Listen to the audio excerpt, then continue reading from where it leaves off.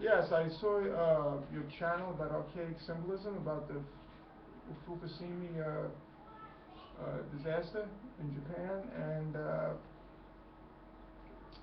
basically there is a time to do something, but when you're looking at history, we're looking, let's say, this is a war on officials that just don't get it. That's basically, it seems to be everyone's beef. You look at the Berlin airlift in history after World War II. Basically, the Russians said we weren't allowed to help these people, and we decided we were, against all wishes. So things can be done forcefully, and you can just go in and just do it, and just see how people react. And basically, the Russians didn't have an answer. Why we waited so long? I always have a belief that for every brick that's laid, a brick should be taken. I mean, why were we watching? Obviously, somebody was making money off of this, because we didn't take real estate in World War II. But the Russians believed that they should do this because of their own protection. Nobody's told them to sign a pact with Nazi Germany. So we don't agree basically with what they thought. So we just got tired of it finally and just took matters into our own hands. We're seeing the same thing now with Japan. How much are we going to take before we take matters into our own hands? I mean, I was just outside with the kids. I like one thing this person was saying. I thought it was very creative, it was very futuristic. And it's based on reincarnation, that there are people who are leftovers from a lost society and they're still here. Well, basically, if that's the case, we're going to exceed this concurring thing in history, because there are things in history that are just not able to be figured out. So we're going to always have this problem. So based on that, the time to act is now. And I like to see how the Japanese would react if we just went over there and just started sealing off their reactor based on UN security. Just dumping concrete and materials on. What are they going to do? Are they going to tell us that we can't drop the bomb on Hiroshima and Nagasaki, and God forbid if we're going to help them with a nuclear disaster? So they're saying that they're accusing of attacking their own nation. Maybe we should accuse them of attacking themselves. Well, you have to look at it as, okay, here's a sovereign nation. They've got this thing going on. But the questions are, what other nations are involved to begin with? And they're orchestrating this as, okay, here's the thing that's going on, here's what we're going to do about it, and they're not letting anybody else say. But yet, it's affecting the whole world, so now I'm saying the authority has to transfer. There's going to be a coup d'etat of how to deal with this. Okay? So we're chopping off the head of the ones that are saying, we're handling this. Actually, no, you're not handling it. And we knew from the beginning you're not handling it. Whether you confess, they're probably not watching, okay? I got to address the viewers. We know that they are not handling this, and their authority should be removed from them.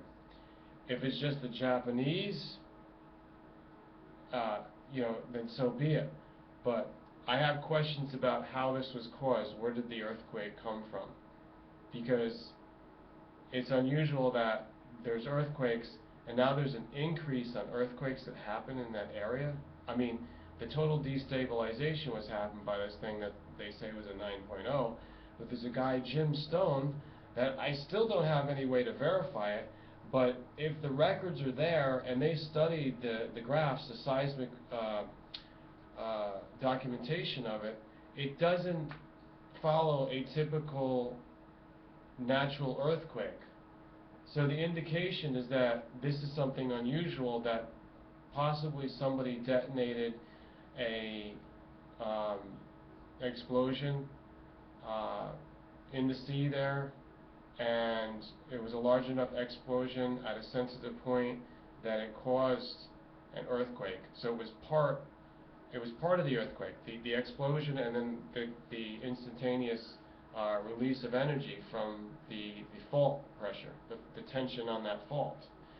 So, you know, this is a major issue, because if it's proven, which I'm telling you, if it was done, it will be proven. It's just a matter of time. Therefore, those guilty criminal parties will be punished. The people then that dealt with it wrongly, I mean, it's beyond simple wrong. It's just totally irresponsible and evil. Those people are obstacles right now. Okay, so archaic symbolism in that particular video was showing that these types of people, however you want to label them, I just call them assholes. And I really, it's bad. I gotta clean up my language to be a better leader. But they are what they are, and they're fighting humanity, and they're fighting sanity on all fronts. So archaic symbolism has said this. I couldn't agree more. So what are we going to do? I have to sink my teeth into this one. Well, when looking at it, Mr. Reed, one thing is certain in history. Japan lost its sovereignty, and they were giving it back.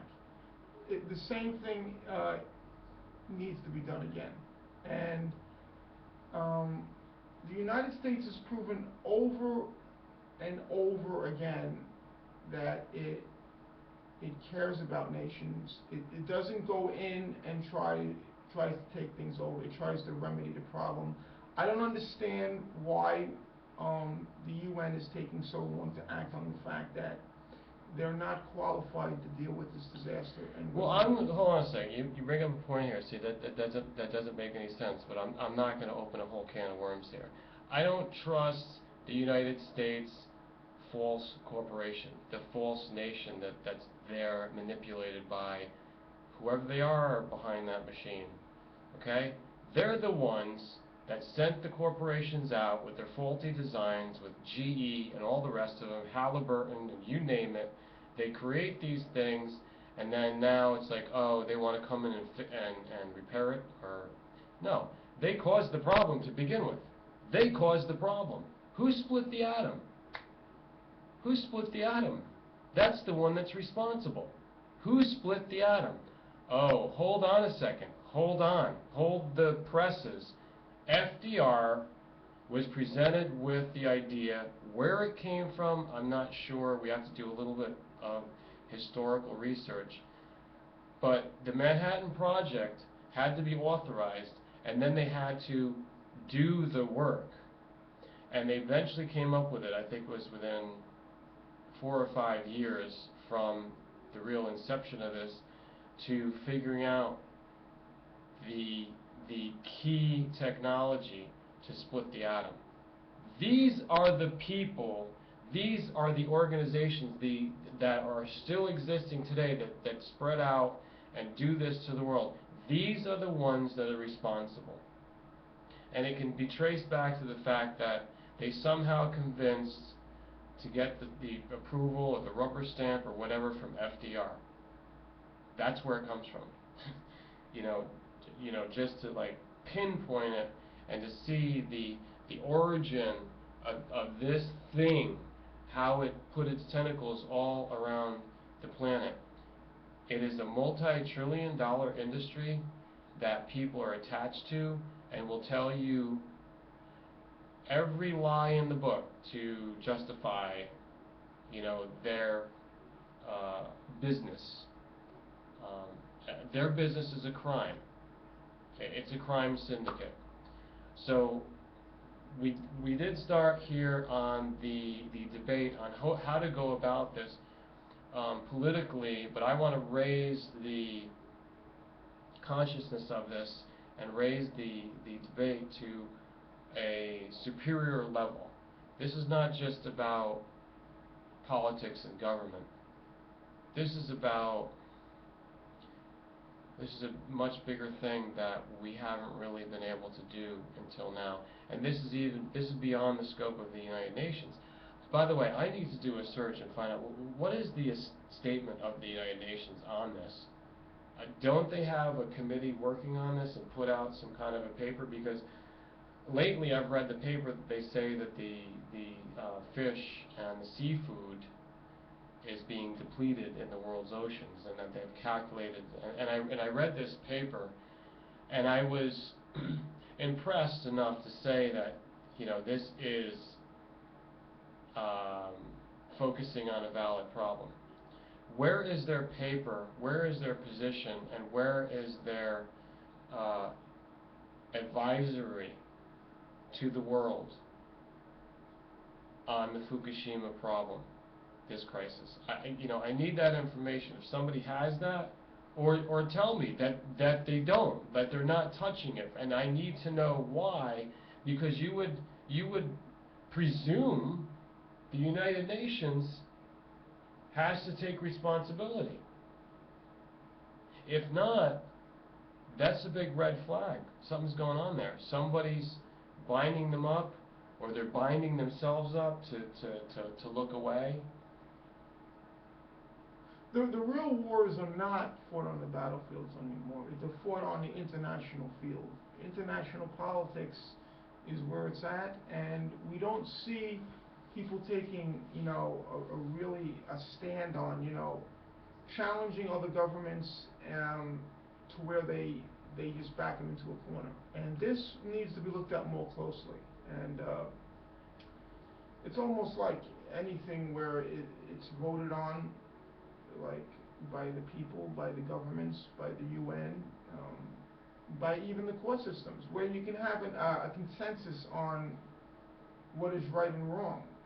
It really isn't clear cut. Instead of just day by day, you're pissing the people off because, Mr. Reed pointed out to me a cold, hard fact that they monitor it every 3 months, you said, Mr. E, is that correct? TEPCO was doing really scant, infrequent monitoring of the radiation. Yeah, it's like a few times every 3 months. This isn't like, I'm doing a litmus test for my pool, to see if the chlorine is up to standard. I think it's a little more complicated than that. No, they're totally irresponsible. I mean, there's so much evidence, and just the fact that they come out and they say that we have an emergency. It's an emergency, not just for them. This is a world-scale emergency. That's why they came up with the phrase extinction level event. Now it's talked about in the public, and we can discuss it on the internet. Are we looking at extinction of many species and the whole chain of life, the ecosystem of the planet, and which means human extinction? We need to talk about this. I have a few videos to come at this from angles. I want to show you the mutations in the video to show you that, confront you with the actual future we're going to have as a damaged species.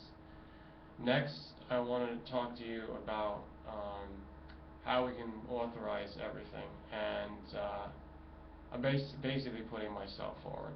Okay, and this is also what I said about the community structure of our online community. Because I was voted president, I did what I could to talk about things, the concept, and to foster communication, also how we use this technology. And when it was time to step down, I found that everybody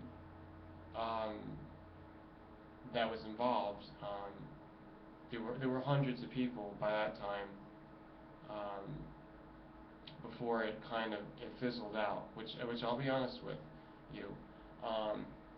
But they had told me that probably because they didn't know where it was going, that no new leadership came in, and that I would just continue to be the president of a ghost ship, you know, just like this thing that was totally inactive. But I say this to you because of, you know, my experiments with people on leadership, and I have a kind of a plan, a conceptual process so that we can authorize somebody. I'm saying that I would volunteer if there's somebody else that wants to step up to the plate. Then I, for one, and everybody else, I think, Traco included, many people out there, I think, would be willing to coordinate and work through this person.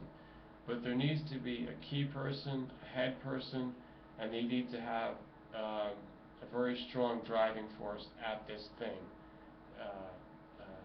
you know, against the crisis. It's pretty major.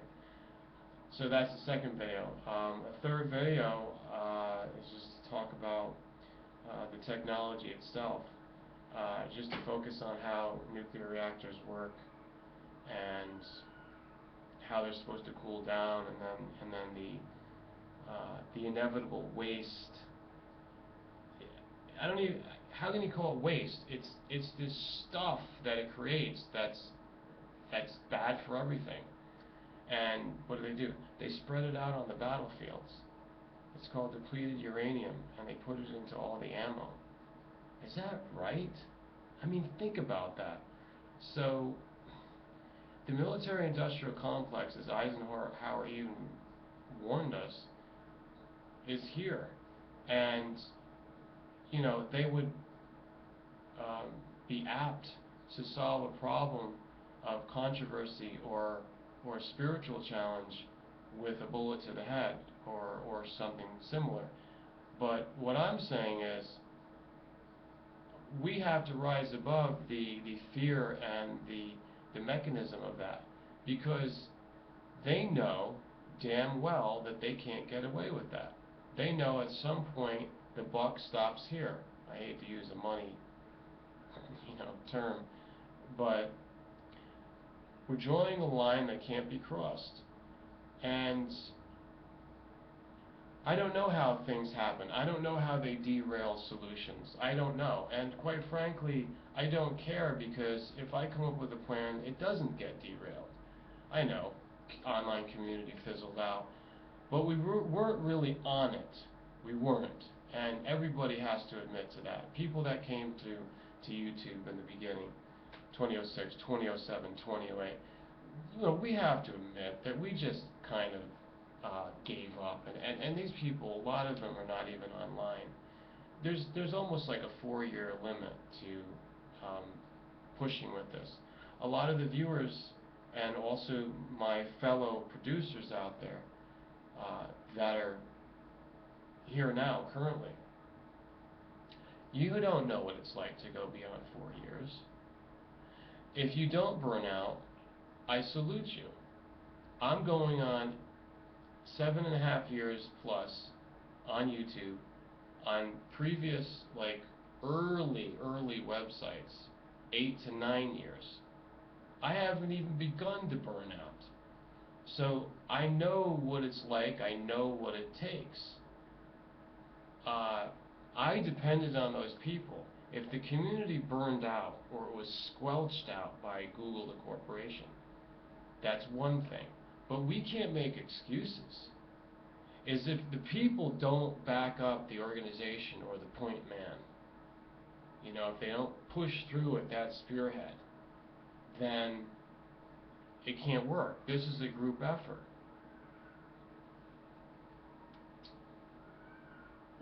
Yeah. I mean, it's the old adage of the Bible, that guy that shot an arrow into the sky and everybody scattered. And I always believe, what is intellect? What is the separation of all of us? What causes us to be Italians, Chinese, Japanese, Americans, Russians. Outward form, nationality, To false boundaries. to reach a higher intellect, we have to face the facts of a more unified world, and that's why when we see all of these things in the media about racism, it's just, how would you put that? This thing lingering, this lingering mentality that stops us from